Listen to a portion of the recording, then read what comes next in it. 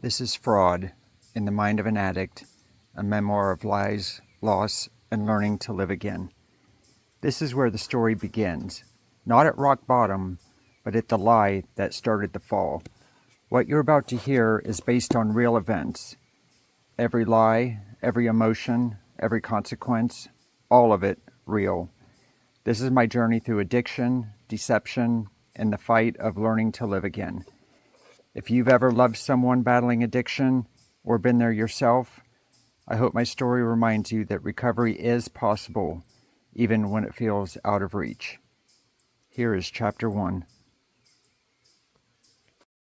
Chapter 1.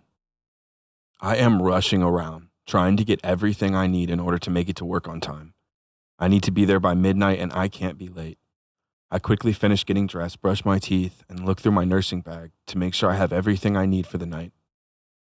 It's 11:35 p.m. when I finally yell bye as I open the door and step outside. It's a 20-minute drive to work, so I have a whole 5 minutes to spare. The air smells damp with a hint of skunk. That's an acceptable part of living in the country, though. I'm walking to my car when I notice a piece of paper folded in half under the windshield wiper on the passenger side. That's odd. My car has been parked in the same spot in front of the house all day. I grab the paper and finish walking around to the driver's side, opening the door and getting in, just as I've done thousands of times before. I start the car, but don't close the car door so the dome light will stay on. I open the paper and find an eerie set of words printed on it.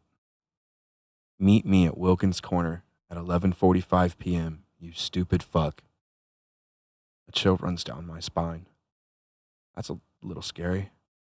No, actually, that's a lot scary. I glanced around the yard and across the empty road. No movement, just shadows and silence. My heart picks up speed, though I try to tell myself it's nothing.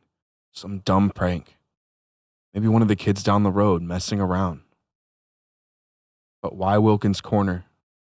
Why tonight? And why now? Right before my shift. I put the car into reverse and begin backing out of the driveway. I think out loud, who spells stupid with an E? I pull the car around backward onto the road we live on, put it into drive, and begin heading toward work. It's a warm night, so I push the button to lower the driver's side's window and enjoy the breeze. I pull my phone out of my pocket and quickly speak a text to Mark, the nurse I'm scheduled to replace this evening.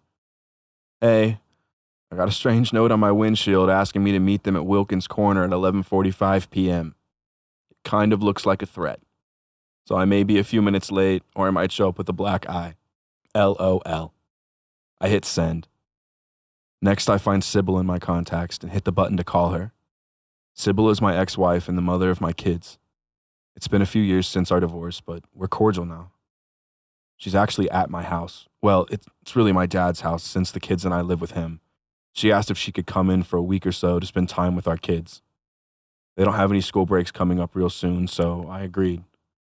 I know she's been missing them and they've been missing her. It's been a good visit so far. She answers on the second ring.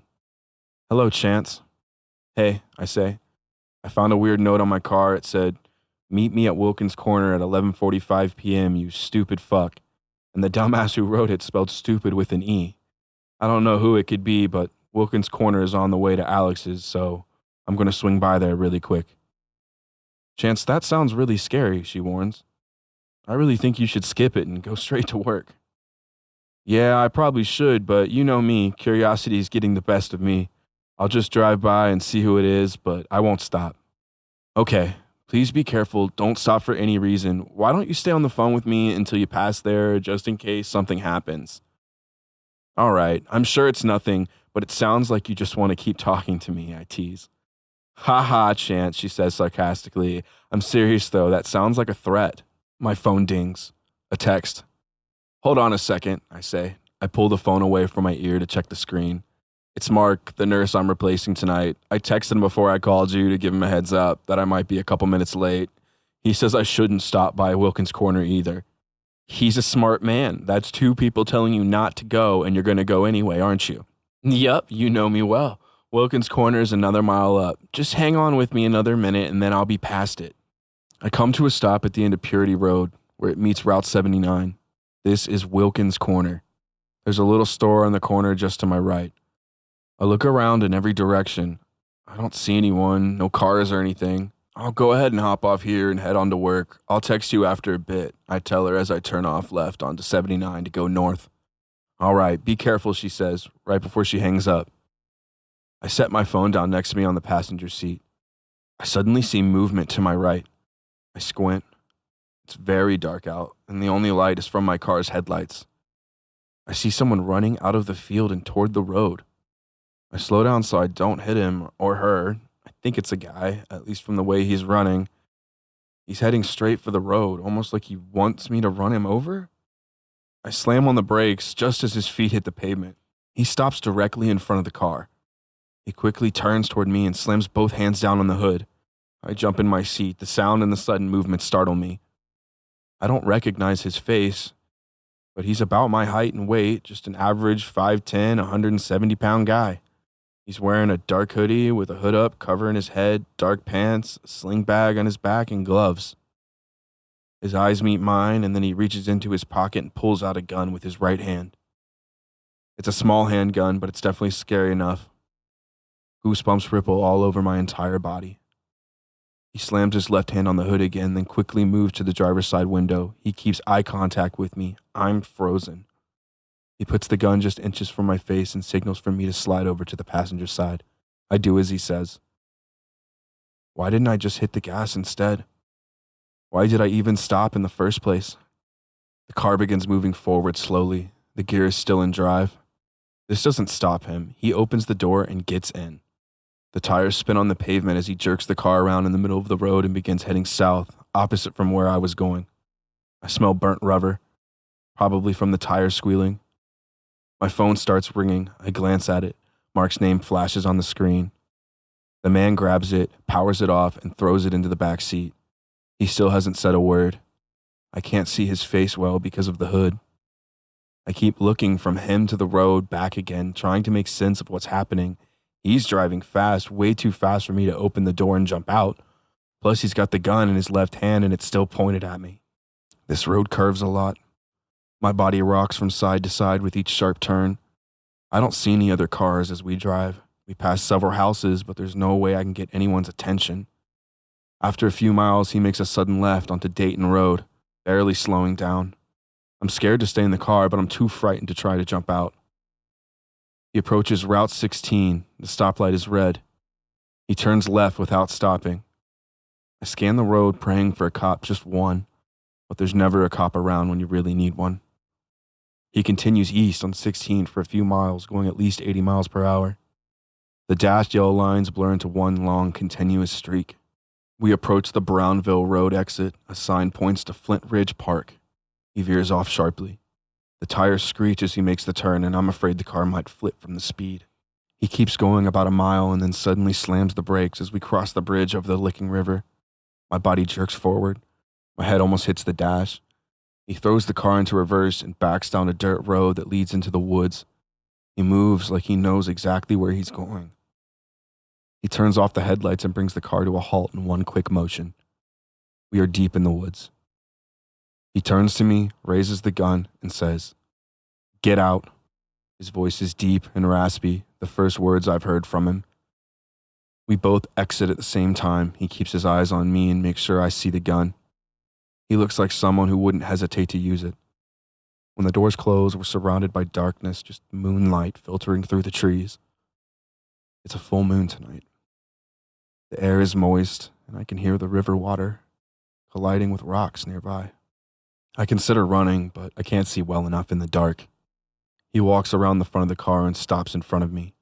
My back is pressed against the vehicle. "Why are you doing this?" I demand. He doesn't answer. Instead, he makes a fist and punches me hard in the jaw. I fall back against the car. The gun must be in his pocket now. He grabs my shirt with his left hand, pulls me toward him, and punches me twice more with his right. I feel blood dripping from my nose. Stars and spots explode across my vision. He shoves me to the right, and I fall to the ground. I scramble for anything, stick, rock, whatever I can use. My hands find only leaves and dirt. I grab a handful and throw it at him. I don't know what I thought that would do. He kicks me hard in the stomach, in the back, in the legs. I crawl away and manage to get to my feet. but the trees block out most of the moonlight. I can't see a thing. He bends down and picks up something. A stick? No, it looks more like a baseball bat. He rushes at me. He raises the stick and slams it across my back. I collapse into a fetal position, shielding my head. He hits my shoulder. Pain explodes and shoots down my arm. I flip onto my back and kick upward, landing a blow to his knee. He stumbles back and then charges in again, hitting my shin with the stick. I keep trying to kick, but my legs just flail in the dark. The beating continues. Fist, feet, stick. I can't tell what's hitting me anymore. I try to protect my face. Pain jolts through every part of my body. My skin is burning. I feel blood dripping from somewhere, my face probably. Every strike to my head brings flashes of white stars and lightning bolts. My brain feels like it's bouncing around in my skull. I end up face down in the dirt. I can't move. The beating stops. I brace myself for more. Then I hear the car door open. I'm too weak to do anything. The door slams. I hear his footsteps again, and then his hand grabs my hair and jerks my head up. He lets go and I fall back down. I try to roll over, rocking slightly. I can barely open my eyes, and the blood is clouding my vision. Everything hurts. Everything. He grabs my head again and forces my mouth open. Some kind of hard plastic tube gets jammed in. A funnel? He pours something into it. Bitter liquid hits my tongue. He yanks the tube out, clamps his hand over my mouth. His other hand pinches my nose shut. You can breathe again after you swallow it, he says. I have no choice. I swallow. He releases my nose. I gasp air in as he tosses my head to the side. The ground is cool and damp beneath me.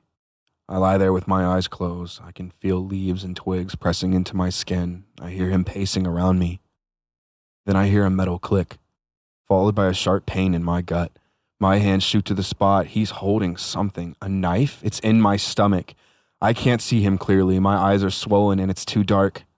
Warm blood soaks my shirt, starting around my belly button and spreading outward. It seeps through the fabric in thick, hot pulses. Lightning pain radiates through my abdomen with every breath. I grab at his hand, the one holding the knife, but I can't stop him. The pain from the stab layered on top of everything else is too much. My body starts shutting down. Everything blurs. I feel myself falling backward. The darkness closes in. I see nothing, hear nothing, feel nothing. I black out.